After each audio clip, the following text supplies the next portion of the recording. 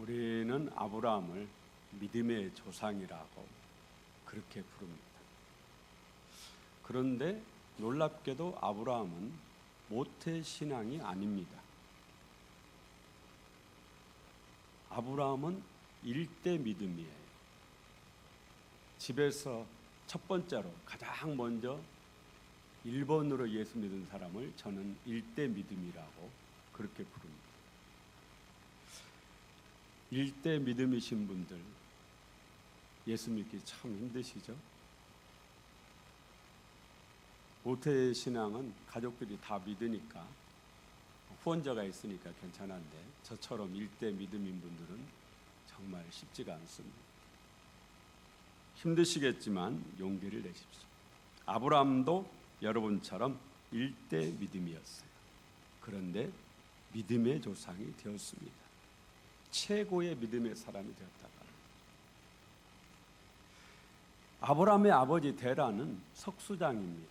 직업이 석수장이니까 우상과 뗄래야 뗄 수 없는 관계죠. 아브라함 역시 어려서부터 우상 숭배하며 그렇게 살았습니다. 그런데 결혼을 했는데 아이가 생기질 않는 거예요. 아브라함이 자기가 믿는 신에게, 우상에게 얼마나 아이를 달라고 기도하고 또 빌고 또 빌었겠어요. 그런데 안 생기는 거예요. 그렇게 나이가 75세가 됐어요. 75세 되면은 뭐 거의 포기 상태죠. 포기 상태가 아니라 포기해야죠. 아내하고 10살 차이인데 사라가 65세예요. 이런 아브라함을 하나님이 찾아오신 거예요. 여러분, 하나님은요, 찾아오시는 하나님이에요. 하나님이 여러분을 찾아오시는 줄로 믿습니다. 하나님께서 아브라함을 부르셨어요. 창세기 12장 1절 2절 우리 성구암송 첫 번째에 나온 말씀이죠. 여호와께서 아브라함에게 이르시되 너는 너의 고향과 친척과 아버지의 집을 떠나 내가 네게 보여줄 땅으로 가라. 내가 너로 큰 민족을 이루고 네게 복을 주어 네 이름을 창대하게 하리니 너는 복이 될지라. 아멘. 우상을 떠나 하나님만 섬기면 내가 너로 큰 민족을 이루게 해주겠다. 이 말은 뭐예요? 아들을 주겠다. 큰 민족을 이루려면은 먼저 내 자녀가 있어야 되잖아요. 그러니까 어쨌든 자녀를 낳게 해주겠다. 이 약속이에요. 아브라함이 즉시 이 하나님의 말씀을 듣고 하나님이 보여주는 땅, 지시하시는 땅, 가나안 땅으로 이사를 했습니다. 여러분, 이사하기가 절대 쉽지 않죠. 그것도 낯선 곳으로 이사하기가 절대 쉽지 않아요. 그런데 아브라함이 자녀를 주겠다라는 그 하나님의 약속이 있었기 때문에 소망을 품고 아주 조금도 망설이지 않고 즉시 이사를 했습니다. 그러자 하나님이 가나안 땅에 살고 있는 아브라함에게 또 찾아오셨어요. 창세기 15장 4절 5절 여호와의 말씀이 그에게 임하여 이르시되 그 사람이 네 상속자가 아니라 네 몸에서 날 자가 네 상속자가 되리라 하시고 그를 이끌고 밖으로 나가 이르시되 하늘을 우러러 무뼈를 셀 수 있나 보라. 또 그에게 이르시되 네 자손이 이와 같으리라. 네 몸에서 날 자가 네 상속자가 되리라. 분명하게 아들을 주시겠다라는 약속이에요. 아브라함의 후손이 하늘의 별처럼 많게 해주시겠다고 하나님이 말씀하셨어요. 약속을 하셨어요. 이때 아브라함이 하나님께 묻는 거예요. 지난번에는 안 물었어요. 그런데 이번에는 물어요. 하나님 말씀대로 제가 아들을 낳게 된다라는 것을 무엇으로 알 수 있겠습니까? 약속을 했으면 그 약속의 증표를 보여달라 이거예요.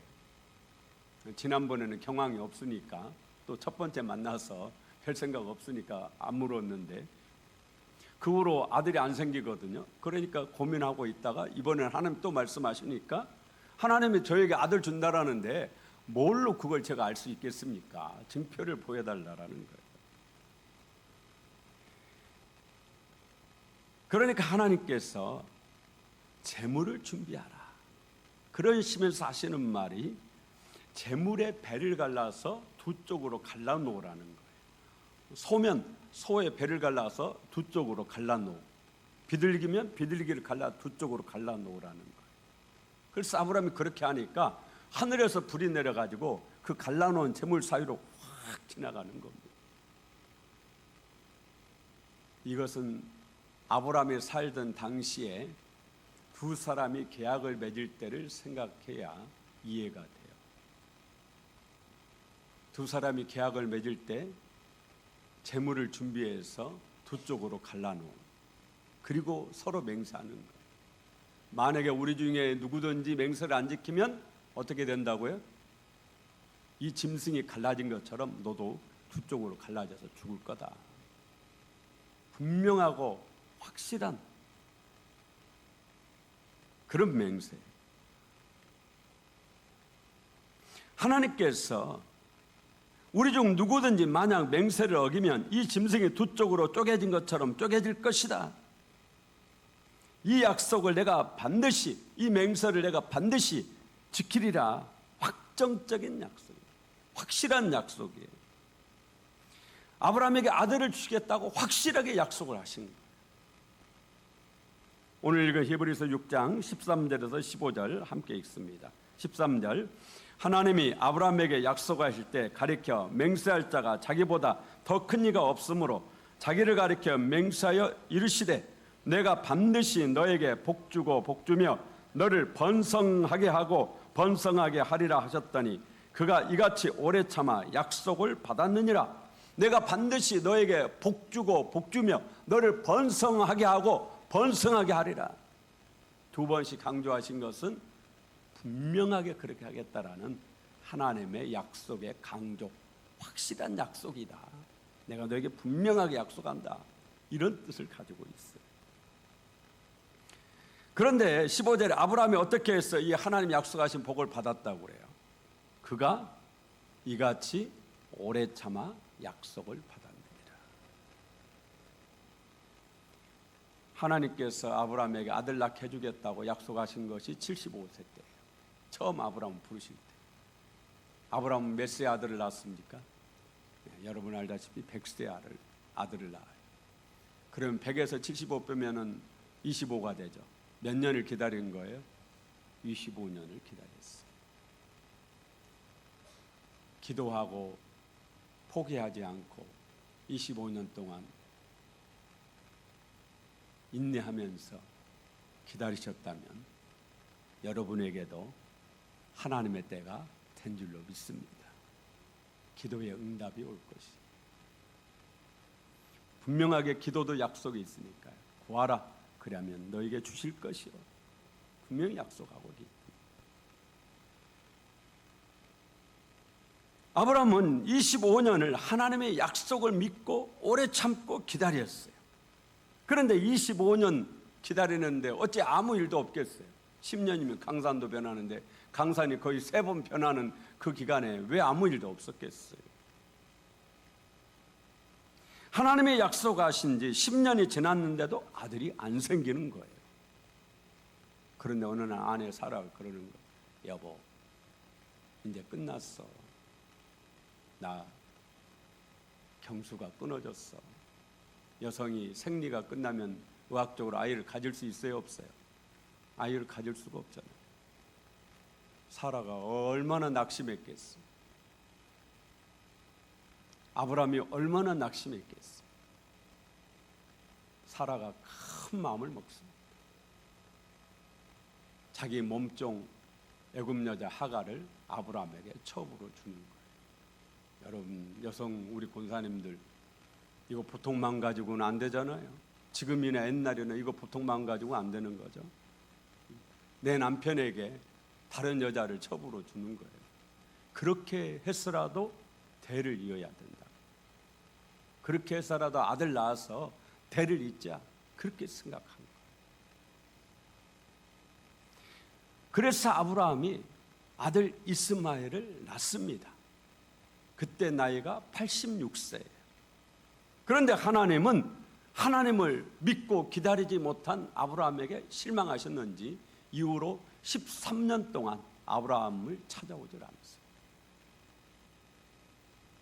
꿈으로도 환상으로도 말씀으로도 하나님의 아무 말씀이 없는 거예요. 그전에는 기도만 해도 하나님이 말씀해 주시고 환상으로 보여주시고 꿈으로 보여주셨는데 이제는 기도해도 하나님의 말씀이 없으세요. 아브라함의 심적으로 얼마나 힘들었겠어요. 얼마나 괴롭겠어요. 아마 이 13년은 아브라함이 회개하는 기간이었을 겁니다. 그리고 아브라함이 99세 됐을 때 마침내 하나님이 찾아오셨어요. 그러면서 하시는 말씀이 내년 이맘때에 사라가 너에게 아들을 낳아줄 것이다. 할렐루야. 창세기 17장 19절 함께 읽어봅니다. 하나님이 이르시되 아니라 내 아내 사라가 네게 아들을 낳으리니 너는 그 이름을 이삭이라 하라. 내가 그와 내 언약을 세우리니 그의 후손에게 영원한 언약이 되리라. 여러분, 아브라함이 믿음의 조상이 될 수 있었던 것은, 최고의 믿음의 자리까지 갈 수 있었던 것은 넘어지지 않았어가 아닙니다. 믿음에서 실패하지 않았어가 아니에요. 다시 일어섰기 때문이에요. 우리가 성공하지 못하는 것은 다시 일어서지 않기 때문에 포기하고 낙심하고 좌절하고 거기에 주저앉아 있는 거예요. 다시 일어나야 되는데 오늘 여러분도 아브라함처럼 다시 일어서시길 바랍니다. 하나님은 반드시 우리에게 승리를 약속하고 있습니다.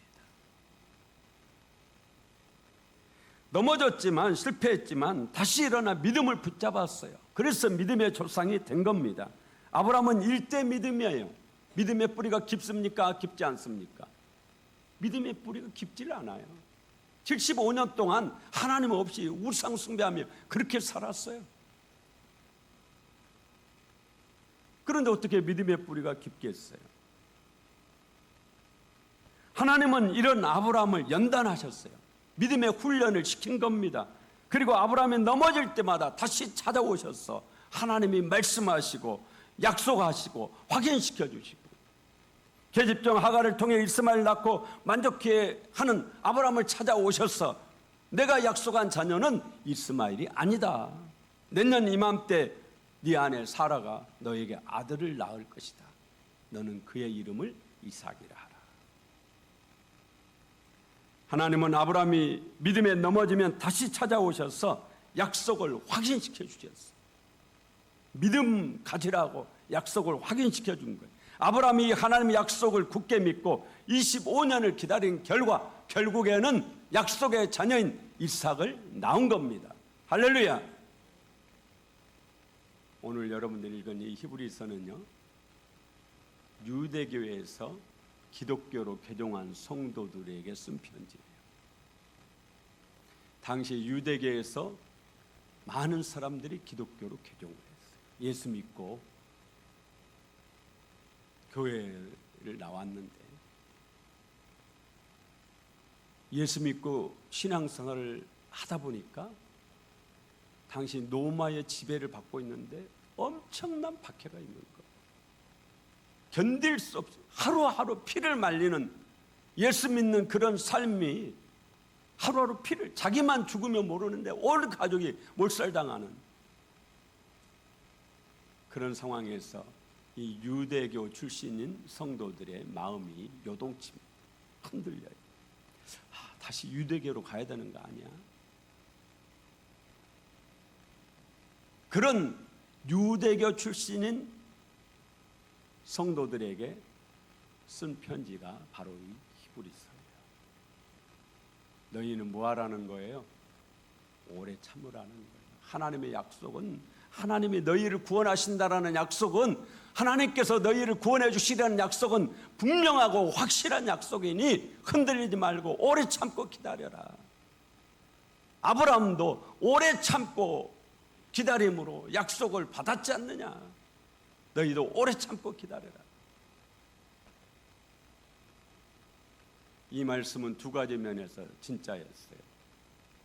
하나는 오래 참고 기다린 자들마다 다 지금 천국에서 영화롭게 된 줄로 믿습니다. 또 다른 하나는 300년도 안 되었어. 로마가 기독교 국가가 됩니다. 300년도 안 되었어. 그렇게 10명의 황제가 예수 믿는 사람들을 죽이려고 그렇게 발버둥을 쳤는데도 결국에는 그 로마가 불과 300년도 안 되어서 기독교 국가가 돼요.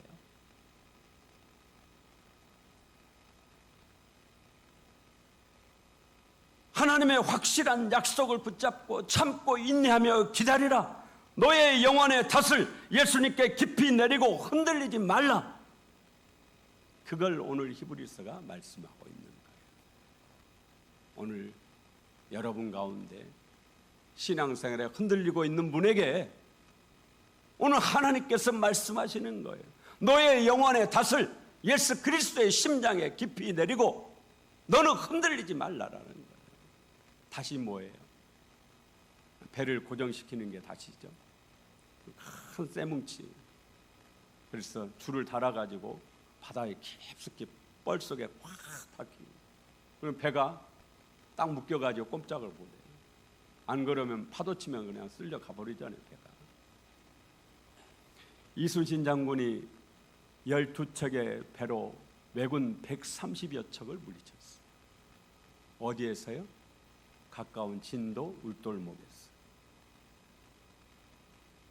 진도 울돌목은 가보신 분들은 다 아시겠지만 넓은 바다가 좁은 길로 이렇게 탁 좁아지는데, 그러니까 바닷물이 크게 오다가 좁은 데를 흘러가야 되니까 갑자기 급물살이 되는데, 제가 2달 전에 결혼식이 있어서 진도에 갔는데 결혼식 피로연에 그때 울돌목 어디서 막 우르릉거리는 소리가 들려요.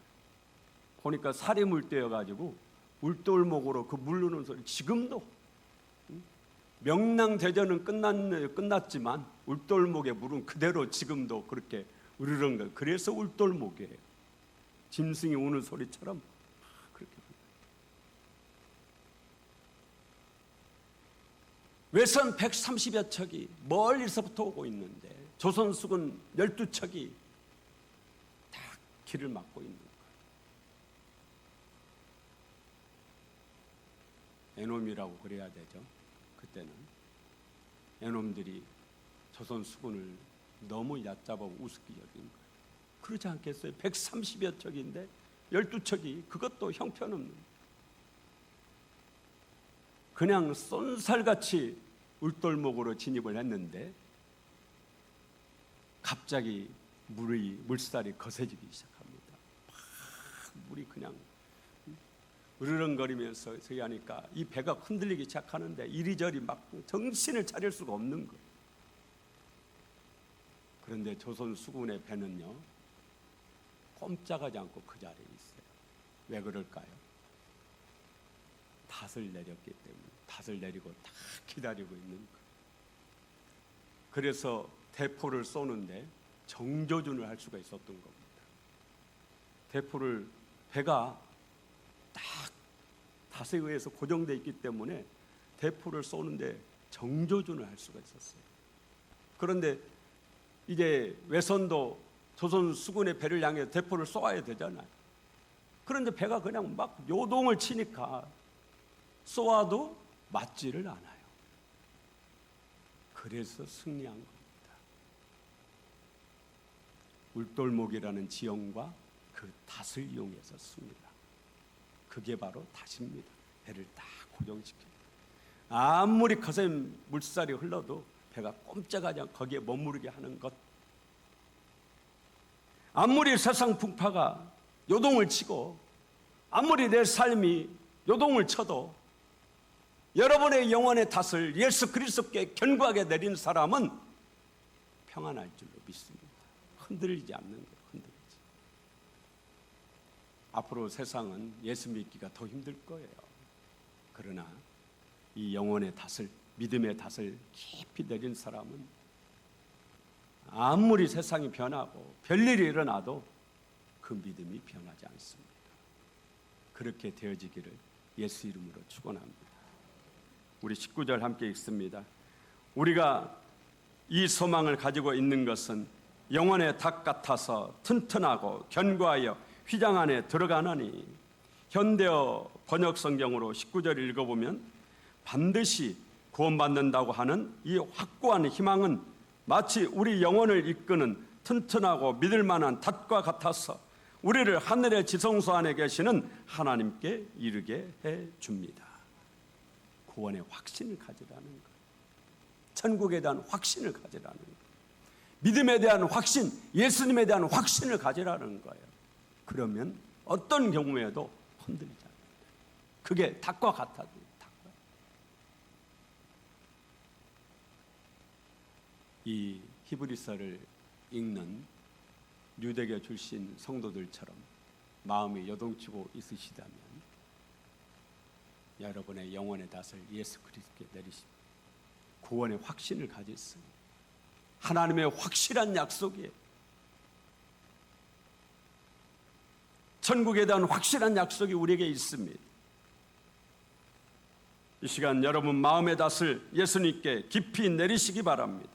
여러분의 영혼의 닷을 예수 그리스도께 깊숙이 내리시길 바랍니다. 그래서 어떤 경우에도 흔들리지 않는 견고한 믿음의 사람으로 우뚝 서시기를 예수 이름으로 축원합니다.